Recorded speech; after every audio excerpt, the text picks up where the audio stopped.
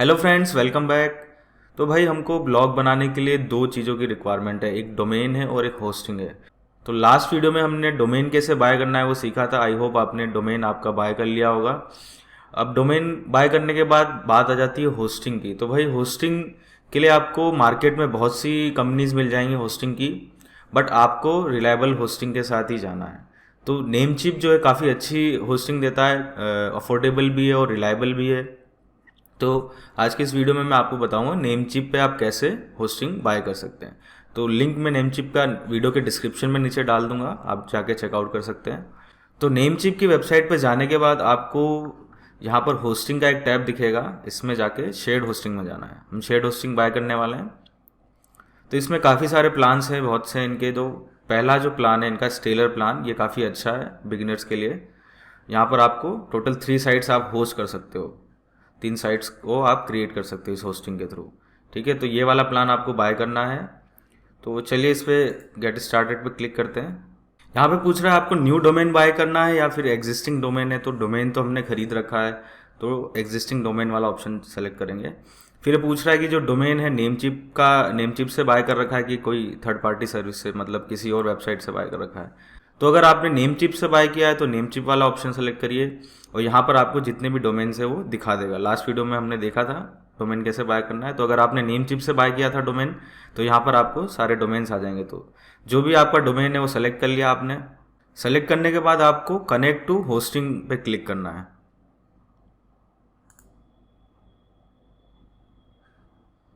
देखिए इसके बाद जो है हमारा कनेक्शन हो गया है। फिर यहाँ पे आपको ये प्राइसिंग दिखा रहा है कि कितनी प्राइस है आपकी होस्टिंग की, कितनी लगेगी ईयरली। तो 1000 के आसपास है। अगर आपने डोमेन नेमचिप से नहीं बाय किया, किसी और वेबसाइट से बाय किया, तो आप थर्ड पार्टी डोमेन नेम वाला ऑप्शन सेलेक्ट करेंगे। और तो यहाँ पे आप अपना डोमेन नेम सर्च करके कनेक्ट टू होस्टिंग पे क्लिक कर देंगे। ठीक है, कनेक्टेड दिखाएगा। फिर उसके बाद आपको यहाँ दिखा रहा है होस्टिंग की क्या प्राइसिंग है, तो एड टू कार्ट करना है आपको। सो दो ऑप्शंस वहाँ दिखा रहा था, या तो आपका डोमेन नेम चिप से बाय किया हुआ है तो वो सेलेक्ट करिए, अगर किसी और वेबसाइट से बाय किया है तो आप दूसरा वाला ऑप्शन सेलेक्ट करके डोमेन नेम सर्च करके फिर उसे कनेक्ट करके और प्रोसीड कर सकते हैं आगे। तो यहाँ पर देखिए अब ये कुछ प्राइसिंग आ रही है 1000 के आसपास। ठीक है, 1 ईयर के लिए हम बाय कर रहे हैं। इसके बाद आपको कन्फर्म ऑर्डर पे क्लिक करना है। फिर यहाँ पर जो भी आपके डिटेल्स डाल देंगे, क्रेडिट कार्ड डिटेल्स वगैरह। ठीक है, उसके बाद कंटिन्यू करेंगे तो चेकआउट के पेज पे आ जाएंगे, फिर आपको पेमेंट कर देना है। तो इस तरह से आप होस्टिंग जो है बाय कर पाएंगे।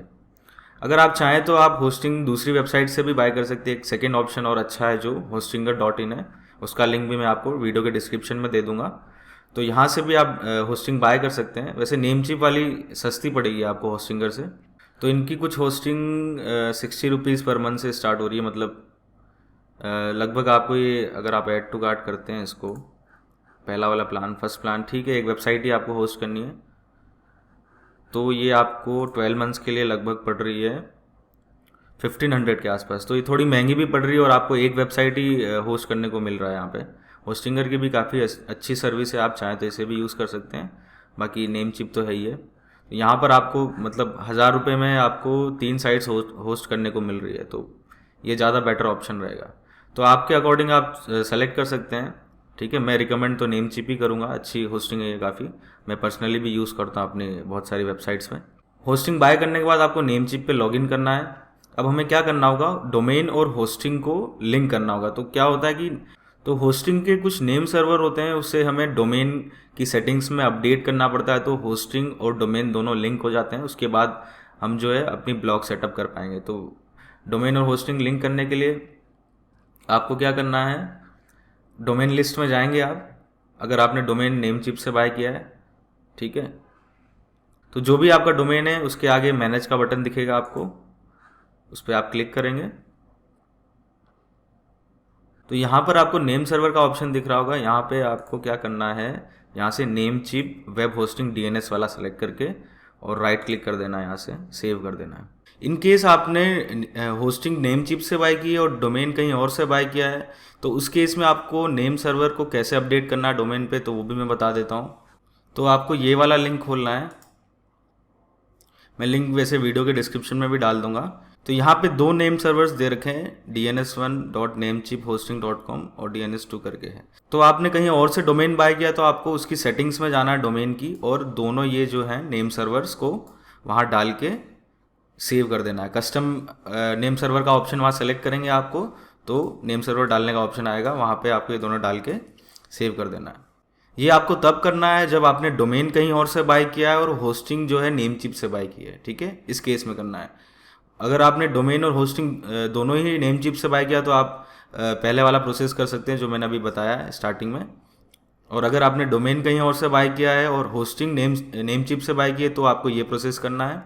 तो गाइज इसमें 2 केसेस तो मैंने आपको बता दिए, और थर्ड केस ये है अगर आपने डोमेन नेमचिप से बाय किया और होस्टिंग कहीं और से बाय की है, तो उस केस में आपको उस होस्टिंग के नेम सर्वर को पता करना पड़ेगा। तो उसके लिए आप क्या कर सकते हैं, सिंपली जो भी होस्टिंग कंपनी है वो प्लस उसका नाम प्लस नेम सर्वर आप लिख के गूगल पे सर्च करेंगे तो आपको सर्च रिजल्ट में आपको इन्फॉर्मेशन मिल जाएगी। जैसे यहाँ पे दिखा रहा है ये, तो ये मैं अगर खोलता हूँ लिंक, तो ये जैसे 2 नेम सर्वर्स दिखा रहा है, 2 ही होते हैं नेम सर्वर वैसे किसी भी होस्टिंग के आप बाय करेंगे।